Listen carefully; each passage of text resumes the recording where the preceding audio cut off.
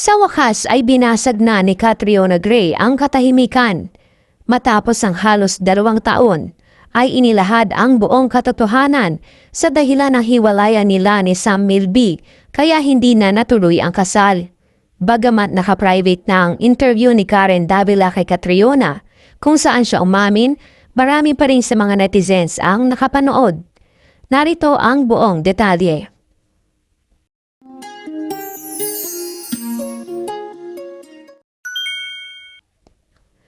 Sa isang emosyonal na panayam kay Karen Davila, tuluyan ang binasag ni Miss Universe 2018, Catriona Gray ang katahimikan tungkol sa naudlot nilang engagement ng aktor na si Sam Milby. Unang beses mula nang kumpirmahin ang kanilang hiwalayan, diretsahang ibinahagi ni Kat ang tunay na dahilan ng kanilang breakup at kung paano niya hinarap ang sakit habang nasa mata ng publiko. Sa statement ni Kat, sinabi nito na, There was a point in our relationship where I think he just realized that he wasn't ready to take it to the stage of commitment that we thought we were on because he had proposed. And then a few months later realized that hindi pala siya ready. So that was very hurtful for me and I was really blindsided at the time. Ayon pa kay Kat, gaya ng karamihan sa mga umiibig, ginawa niya ang lahat para maisalba ang relasyon. Pero minsan ang pinakamatapang na desisyon ay hindi ang manatili, kundi ang umalis, lalo na kung ikaw na lang ang lumalaban para sa pag-ibig. And I really tried to make it work. So I was willing to adjust because siguro when you love someone, you're willing to understand them.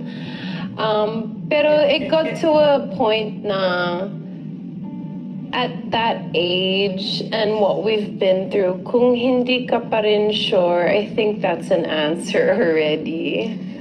Aminado siyang isa ito sa pinakamahirap na desisyon sa buhay niya. Pero para sa sarili niya, kailangan niyang piliin ang sarili. Ibinahagi rin ni Catriona kung ano talaga ang hinahanap niya sa isang relasyon at sa lalaki makakasama niya habang buhay. It was one of the hardest things to do, but I realized that I needed to choose myself in that moment because I had already given so much in trying to adjust. Ako mag-give dito, it's okay, I'll be understanding and I don't look down on myself in that moment because I did it because I love the person, no? Pero at the end of the day, like if it's not a relationship that is giving two-way, and also as a woman, like I want to have a family, like I want to get married, and I'd love to be a mom one day, and so I really want a partner who values me and sees that future with me too. Ayoko ma-wait around for someone to figure out. Ang isa pa sa naging big at shocking revelation niya ay nang sabihin niyang kasalukuyan siyang nakikipag-date sa isang non-showbiz guy. Kahit aminado siyang mahirap para sa isang public figure na makipagrelasyon sa labas ng industriya. Sa kabila ng lahat ng pinagdaanan, nananatiling hopeful si Catriona. Hindi siya sarado sa pag-ibig. Ipinagdarasal niya ang isang lalaking sigurado sa kanya. Hindi kailangan kumbinsihin, hindi siya kailangan paghintayin, at hindi siya iiwan.